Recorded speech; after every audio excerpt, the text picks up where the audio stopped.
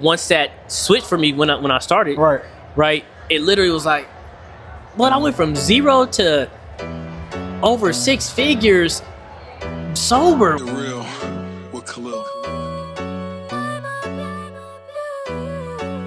This ain't no fake news, ain't no clowning around. It's the real with Khalil. Yeah, the truth is in the sound. The mission, dropping knowledge with no fiction. If you got a minute, sit down and have a listen. From the field to the screens, yeah, we keeping it raw.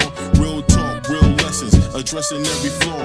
Life hits hard and it causes real pain, but out of the struggle there always comes real change. We dig deep, pulling stories from the core. Vulnerability, truth, transparency, and so much more. So tune in close, let the wisdom expand. It's not only a podcast, it's a helping hand. It's the real with Khalil.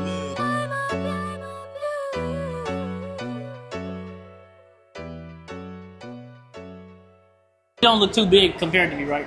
Okay, good. All right, so first question I'm gonna ask you is what's your name and your hometown? What up, you guys? Super Mario, please say the super from San Bernardino, California. And I'm gonna ask you, what are you grateful for today? And I'm grateful to be around literally, I would say thousands of people that love me and I have love for it. Got it. You know, the energy is amazing. What is your definition of love, since you mentioned love? I think love is the appreciation for a person, you know, who they are, you know, and being able to express it. Okay. You know, Appreciation for a person for who they are, and like, not like what they could do, not for, you know, what they done for others or their status. Is just like a deep appreciation. So I could tell by the hugs I get that people like love me, because it's like, oh, it extends beyond we just said hello. You know what I mean? Like, oh, this dude didn't put his cheek on me. Oh, he loves me. You know what I'm saying? Stubble. We stubbled. So when you talk about that, that's love, right? But what would you define self-love? Giving yourself the opportunity to get the things that you want, whether it's hard, whether it's discipline, whether you sacrifice, you know, being for yourself. Like for me, I don't drink anymore. And I think even when I did drink, I understood that was me in being a place of like depression and non-love. And then once that switched for me when I started, it literally was like, I went from 0 to over 6 figures sober. Why would I diminish myself? Why would I diminish this when this changed my family's life? Why would I diminish myself percentages? You know what I mean? How long has that been that you stopped drinking? I've officially stopped drinking, like where I'm not gonna drink anymore. It's been like 2.5 years where I'm not gonna drink anymore. But when I started Herbalife in 2012, I had been on like no sips, and then I started slowly getting into it. But seeing that if it was something in me, there's that level of non-control. And then I seen how I interacted with people, and I kind of just checked myself like, a little too spicy in the mouth. Got it. You might have to stop. And we already know. You know how it be. We already spicy from the rip. Already. So, you know, you can't have it being from the drunk side. You know, I'd rather be able to stand on my own with, you know, the freshness. What's something that you think the world needs today? More unabashed humor, man. Okay. I like that. You know, it's I get a chance to be around like my guys. You know, we played football this morning. Those times when we could just talk shit to each other in a loving way, where it ain't nothing, is great. Compared to when you're around other people, you be like, oh, you took that as like real, as malice, like we're just clowning. Like literally, Jay, when he just walked up to me right now, killed me like 3 times in a row, and I'm like, I'm like, what? Like, what's crazy? And Reef is just looking like, he said, I got to get soup early. You know? Like, you just missed that we can just sit here and laugh, and we don't have to have an agenda with our conversations. It's just like, we can talk about everything. Like our conversation earlier was incredible, but we can still talk shit. Yes, you know absolutely. For sure. If you walked into a room and everyone you ever met was in that room, who would you look for first and why? Oh my gosh, there's just this Mexican girl. She was a freshman when I was a sophomore, and I used to walk by her every day. Like our paths, with her going to this class and me going to this class, would go. And it was at a point in life where I knew women liked me, but I could never act on it because, you know, I'm a teenager. And it's like, if I knew what I knew now, I know that she was choosing. Right. And she was so fine.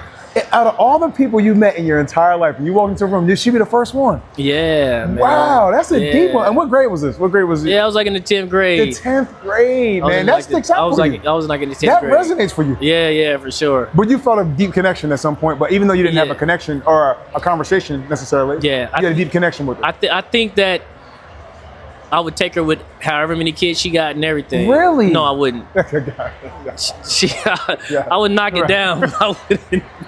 I don't think I would take her if she had. But if I can catch her as an adult, without all those things, I think that she would remember me and be like, you know what, I had the biggest crush on her. Because I definitely got some retroactive high schools and did some checks. You know how you like, I got all y'all. You be like, I didn't know. I didn't know. Well, let's fulfill these fantasies. What is success to you? For me, I think success is, to me, success is, not compromising happiness. Being able to be pursuitful, being able to be accomplished, being able to be, ambitious, but being able to do it in a way that you always feel good and you're not attached to it. You know what I mean? To be able to be accomplished without the emotional attachment to the failure or to anything else. Because I think there's the level of joy, happiness, contentment, inner peace. That is paramount to me over anything.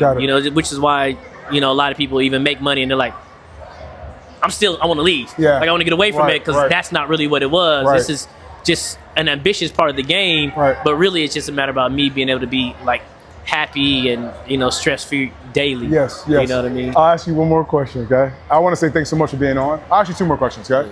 What is vulnerability to you? That's the first one. What is vulnerability to you? I think vulnerability is offering yourself to somebody honestly when they're not asking for it, right?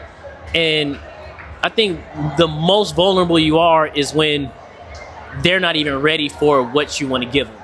You know what I mean? If I go to a psychiatrist or a psychologist, they want me to unload. But she doesn't want to, or your mom doesn't want to. You know what I mean? Your brothers don't really want to hear that stuff. Because they don't know how to deal with it. Right? And I think being vulnerable is to be able to give that, even though that the people that you're giving it to may not be able to hold what you're trying to give it to them because it may be too heavy or too, dangerous. Maybe, How do you want to be remembered?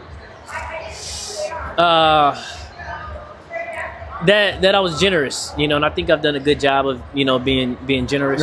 I think, I actually looked at one of the the questions, number 21. And my favorite quote is "Be greedy with giving."